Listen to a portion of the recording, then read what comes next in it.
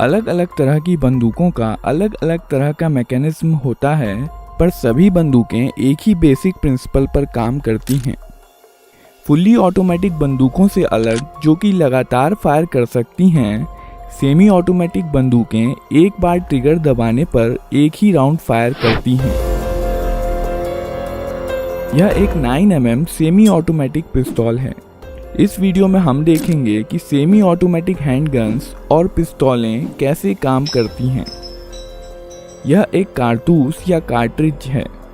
इसे मैगजीन में लोड किया जाता है, जिसमें स्प्रिंग और फॉलोअर इस पर दबाव बनाए रखते हैं।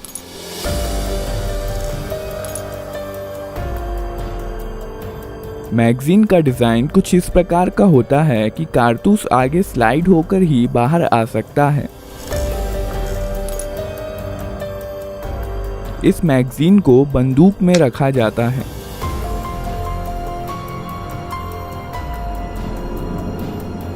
यहाँ पर बंदूक के अंदर के महत्वपूर्ण पार्ट्स दिखाए गए हैं। बंदूक को पहली बार फायर करने के लिए रिकॉइल स्प्रिंग के अगेंस्ट स्लाइडर को हाथ से पीछे खींचा जाता है। इसके कारण कई चीज़ें एक साथ होती हैं, जिन्हें हम एक एक करके देखेंगे। स्लाइडर के मूवमेंट के कारण हैमर पीछे आता है। यह हैमर स्ट्रट के जरिए मेन स्प्रिंग से जुड़ा होता है और इसलिए मेन स्प्रिंग को दबा देता है।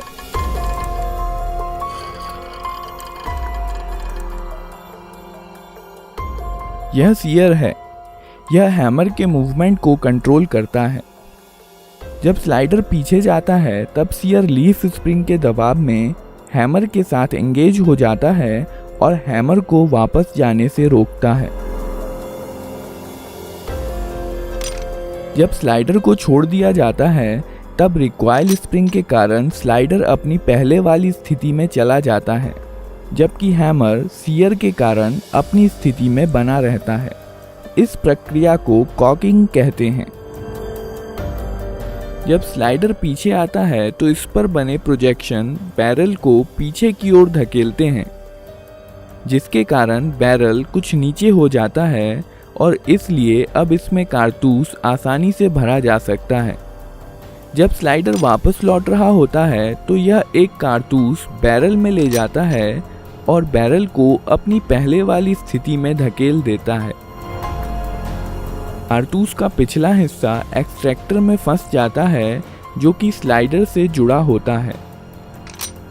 पिस्तौल अब फायर करने के लिए तैयार है।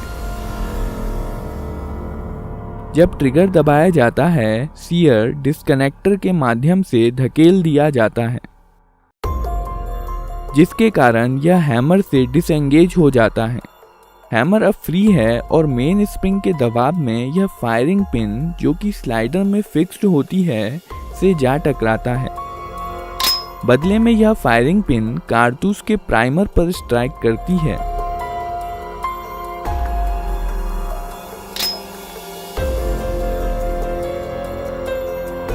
प्राइमर में इम्पैक्ट सेंसिटिव एक्सप्लोजिव होता है, जो फायरिंग पिन के टकराने की वजह से जल जाता है। इसके कारण कारतूस में रखे पाउडर में आग लग जाती है, जिसकी वजह से बहुत सारी गैसेस पैदा होती हैं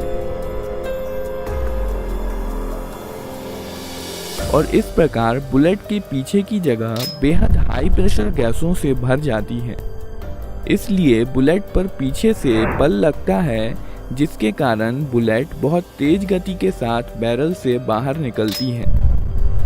बुलेट के बाहर आ जाने पर यह गैसेस एटमॉस्फेयर में चली जाती हैं और अब यह बुलेट पर कोई बल नहीं लगाती हैं और बुलेट अपने मोमेंटम के कारण आगे बढ़ती जाती है।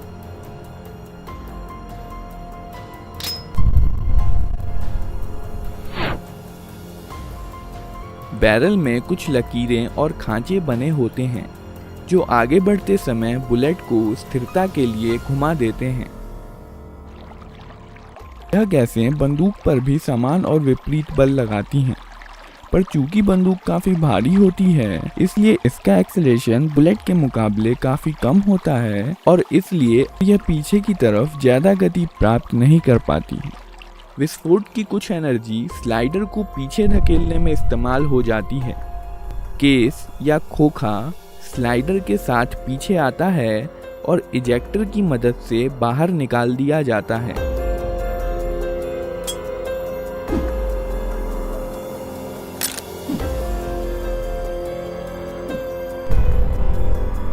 साथ ही साथ स्लाइडर हैमर को पीछे धकेलता है और बंदूक को अपने आप रिलोड भी कर देता है। और अब बंदूक अगला राउंड फायर करने के लिए तैयार है। ट्रिगर दबाने पर सीधे सीयर पर धक्का नहीं लगता है। सीयर डिस्कनेक्टर की मदद से धकेला जाता है। जब स्लाइडर पीछे की तरफ जाता है तो इस पर बने स्लॉट की मदद से यह डिस्कनेक्टर को नीचे की तरफ खिसका देता है। अब ट्रिगर और सीयर अलग हो गए हैं और इसलिए ट्रिगर दबे होने पर भी सीयर हैमर के साथ एंगेज हो सकता है।